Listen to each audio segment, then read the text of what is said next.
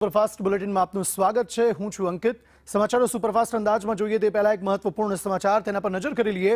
ગુજરાતના મુખ્ય ચૂંટણી અધિકારી બદલાયા છે। સંદીપ સાગલે મુખ્ય ચૂંટણી અધિકારી બન્યા છે।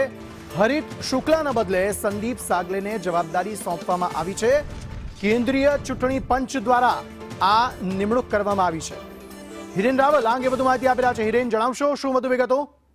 વિધાનસભા અને લોકસભાની ચૂંટણીઓ માટે અને આ મતદાર યાદી તૈયાર કરવા માટે ચૂંટણી પંચની જે કામગીરી હોય છે એના મુખ્ય ચૂંટણી અધિકારી ગુજરાત તરીકેની જવાબદારી હવે સંદીપ સાંગલેને સોંપવામાં આવી છે।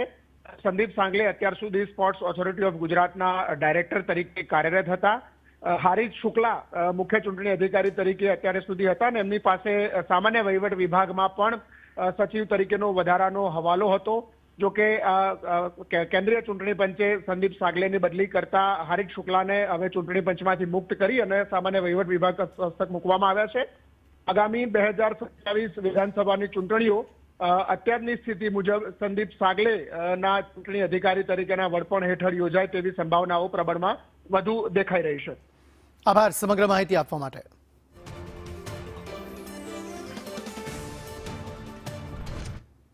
અને હવે નજર